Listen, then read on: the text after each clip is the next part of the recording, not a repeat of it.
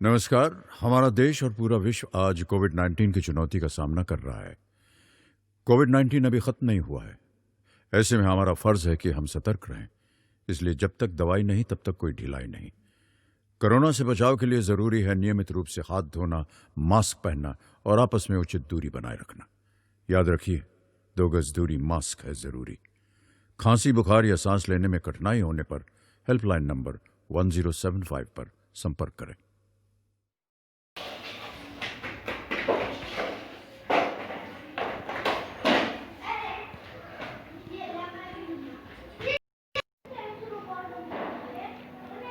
प्रलेखन के सिद्धांत। स्टूडेंट्स, आज हम पढ़ेंगे प्रलेखन के सिद्धांत। रोगी का चिकित्सा रिकॉर्ड स्थायी वैधानिक रिकॉर्ड होता है।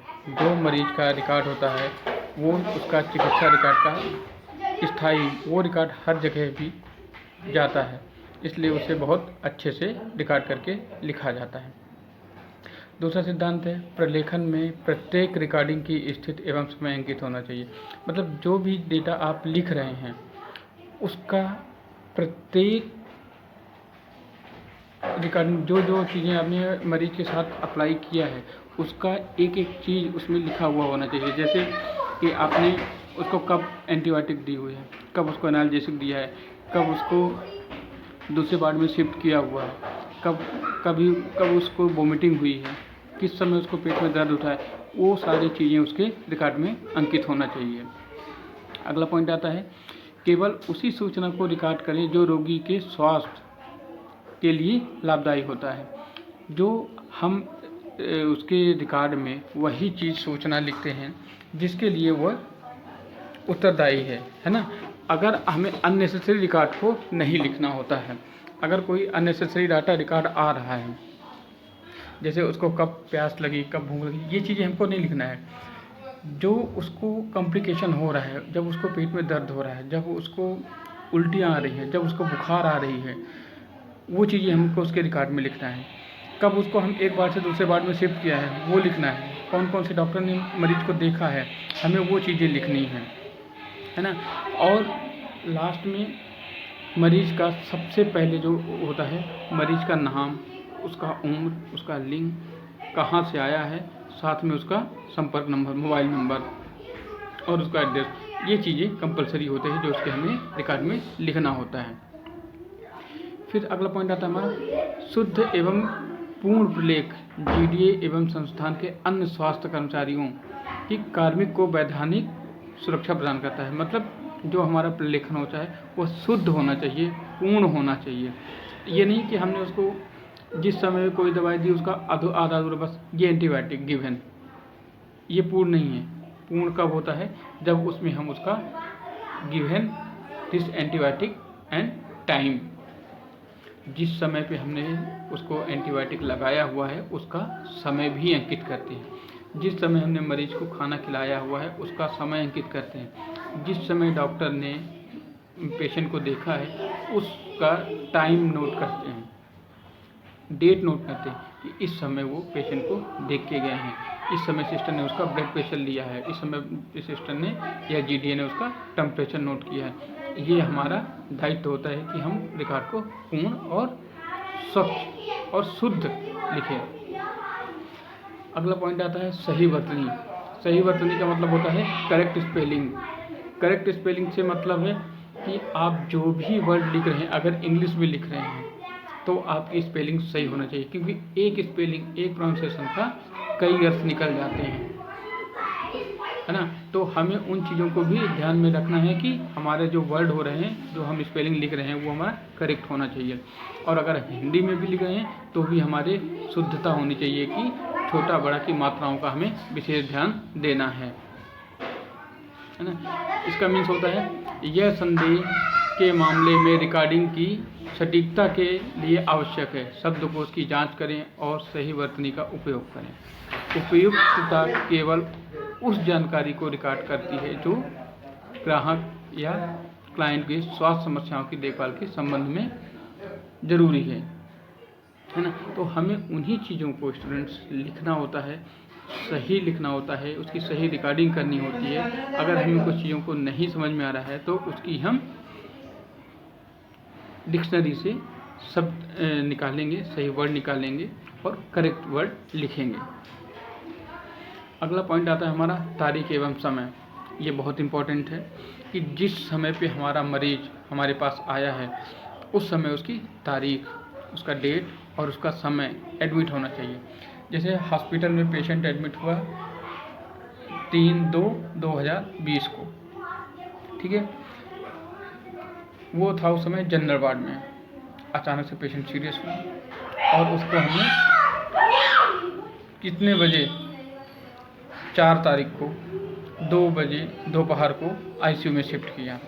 इस तरह से उसका हमें तारीख और समय लिखना होता है। उसमें और क्या चीज़ें होती हैं वो मैं आपको बता देता हूँ, है ना। दिनांक और समय, प्रत्येक रिकॉर्डिंग की तारीख और समय दस्तावेज, मतलब सही दस्तावेज, सही समय, पारंपरिक तरीके से रिकॉर्डिंग, है ना, क्योंकि यही डेटा, यही जो आप रिकॉर्ड करते हो वही डेटा वो कानूनी कार्रवाई में भी काम आता है। अगर वहाँ पे किसी भी मरीज को पुलिस हस्तक्षेप की ज़रूरत है, किसी का एक्सीडेंट हुआ है, कोई भी उसको पुलिस इन्वॉल्विंग है, तो वहाँ पे वो आपका रिकॉर्ड कोर्ट में जाता है, पुलिस थाने जाता है, तो वहाँ पे हमें उस चीज़ों को सही और समय पे लिखना ज़रूरी होता है ना। अगला हमारा आता है उपयुक्तता। हमें उन चीज़ों की उपयुक्तता की ज़रूरत है। उपयुक्तता केवल उसी जानकारी को रिकॉर्ड करती है जो ग्राहक की स्वास्थ्य समस्याओं की देखभाल से संबंधित है। मतलब हमें उन्हीं चीज़ों को लिखना है जिसमें हमारा जो क्लाइंट है, जो हमारा पेशेंट है, उसकी जो समस्याएं हैं और उसकी जो उचित जानकारी है, उन्हें हमें अपने रिकॉर्ड में लिख के रखना है। लीगल प्रोडेंस, मतलब जो हमें सही डायरेक्शन दे, जो एथेंटिक है हमारे, जो हमारा हर जगह उसको हम दे सकें। जैसे एक्यूरेट पूरा डॉक्यूमेंटेशन जीडीए संस्थान के अन्य हेल्थ केयर प्रोफेशनल और क्लाइंट को कानूनी संरक्षण देता है। इसका मतलब कि अगर उसको कानूनी कार्रवाई की आवश्यकता है उसके रिकॉर्ड में, या उस मरीज को का कोई केस चल रहा है, उसके ऊपर कोई कानूनी कार्रवाई चल रही है, तो जो मरीज आपके पास आया हुआ है उसका हमें सही डेटा समय पे लिख के रखना है, वही कानूनी कार्रवाई के लिए काम आता है। और ये हमारा हेल्थ प्रोफेशनल है, मतलब हमें वो चीज़ें प्रोसीजर में करनी है, क्योंकि यही हमारा काम है ना। फिर आता है सटीकता। मतलब सटीकता में होता है कि आप जो मरीज आया है, जो कस्टमर है ना, उसका नाम, पहचान, है ना, और डेटा को नैदानिक रिकॉर्ड की प्रत्येक पृष्ठ पर लिखा जाना चाहिए। मतलब जो मरीज है उसका नाम तो हमें हर पेज पे होना चाहिए, क्योंकि आपने पेज पलटा, हो सकता है उसका मिस हो जाए कोई और को, तो हमें उसका नाम लिखना है, उसकी पहचान की, वो पहचान का मतलब होता है कि आप उसमें उसका ये भी लिख सकते हैं कि वो किस बीमारी से पीड़ित है ना, उस बीमारी को भी लिख सकते हैं। जो आप लिख रहे हैं वो सटीक होनी चाहिए, ये नहीं कि उसकी पूरी विस्तृत जानकारी हमें नहीं लिखना होता है, हमें उसकी सटीक में जानकारी लिखना होता है। जैसे कोई डायग्नोसिस बनाया है तो ये नहीं लिखेंगे हम उसको 3 दिनों से बुखार आ रहा है ना। हमें ये चीज़ें उसमें नहीं करनी होती हैं कि मरीज को 3 दिनों से बुखार आ रहा है, उसमें ये लिखना है फीवर 3 डेज आफ्टर या बिफोर, पहले या बाद में, आज से 3 दिनों बाद में, है ना। तो हमें उन चीज़ों को भी लिखना है। सटीक टिप्पणी होनी चाहिए। आप व्यक्ति को, मरीज को जो देखे हैं वही चीज़ें लिखा होना चाहिए, है ना। अन्य स्वास्थ्य पेशेवर द्वारा किए गए अवलोकन को इस तरह से पहचाना जाना चाहिए। मतलब जो मरीज आपके पास आया है, जिस बीमारी के लिए है, आप उसकी पहचान करें कि मरीज को क्या समस्याएं हैं, है ना। जो उसको, जैसे पहचान का मतलब मैं आपको यहाँ पे बता दूं कि जैसे ये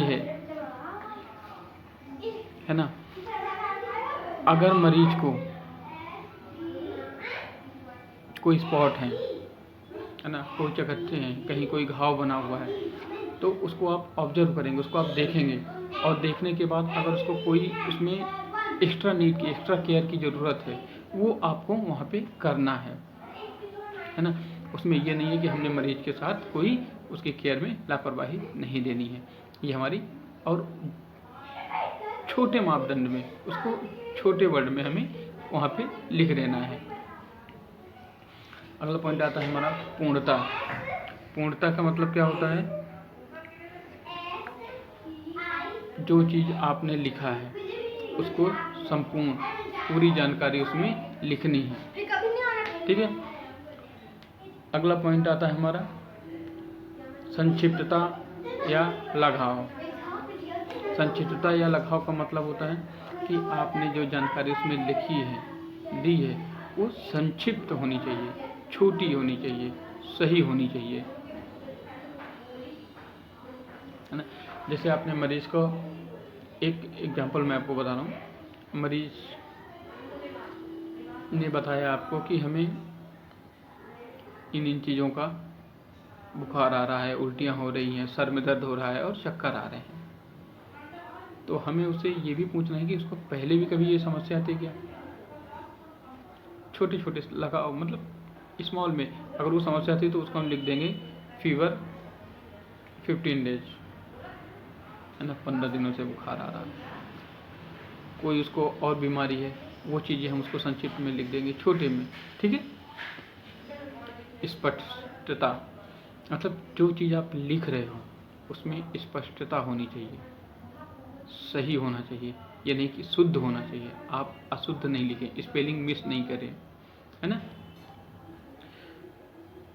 हस्ताक्षर। हस्ताक्षर के पहले मैं एक छोटा सा आपको एग्जांपल दे दूं कि यहाँ पे संक्षिप्तता, स्पष्टता का थोड़ा सा अर्थ ये भी होता है कि अगर मरीज जिस बीमारी से आया है, अगर वो क्रिटिकल है, वो उसकी बीमारी गहन चिकित्सा इकाई लायक है, तो उसको, या मरीज अगर कॉन्शियस लेवल पे है, तो मरीज को अगर हार्ट अटैक नहीं है, कोई और बीमारी है, तो हमें मरीज को भी बतानी है।